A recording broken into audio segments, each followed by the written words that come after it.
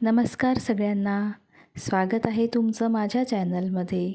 आणि माझ्या चॅनलमध्ये जर कोणी नवीन आलेले असतील तर त्यांनी प्लीज सबस्क्राईब करावे, लाईक आणि शेअर करावे आणि व्हिडिओ आवडल्यास कमेंटसुद्धा करा.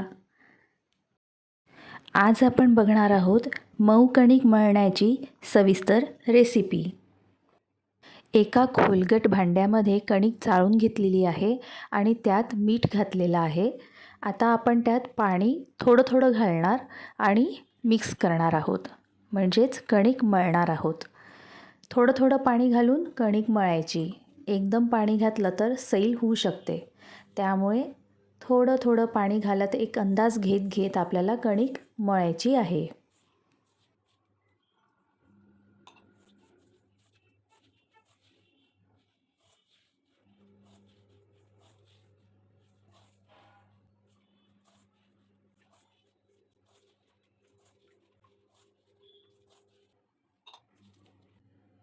थोडं थोडं पाणी घालत मळायची आहे कणिक. पहा, घट्टसर अशी आपली कणिक मळून होणार आहे.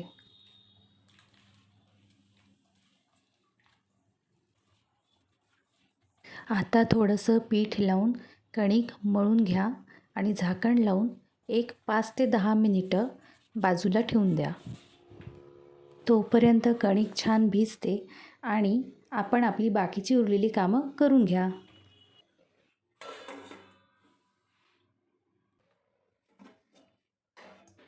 पहा किती छान भिजली आहे कणिक. आता आपण त्यावर थोडंसं तेल घालणार आहोत आणि तेलाने कणिक मळून घेणार आहोत.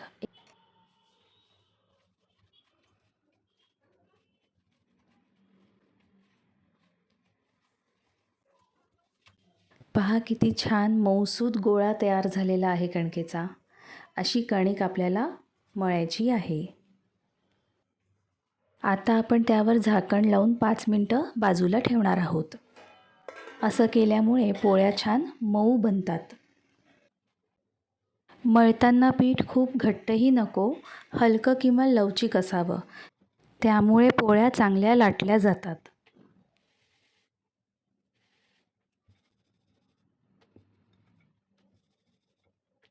पहा किती छान लाटल्या जाते पोळी.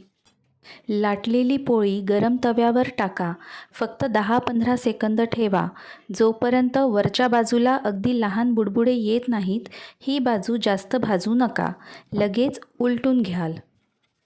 दुसरी बाजू तव्यावर व्यवस्थित भाजू द्या. 10 ते 15 सेकंद छान भाजून घ्या. या बाजूवर हलके तांबूस डाग आले पाहिजेत.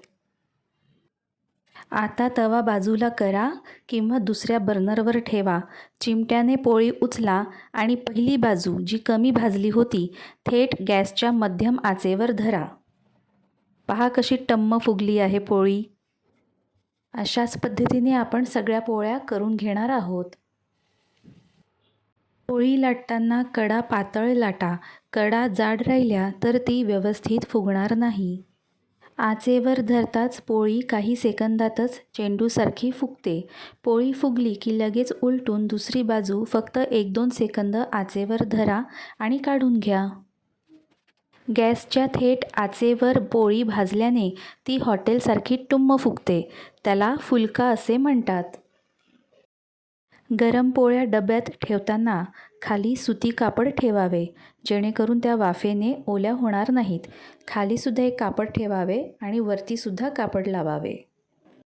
कसा वाटला तुम्हाला हा व्हिडिओ? कमेंटमध्ये मला नक्की सांगा.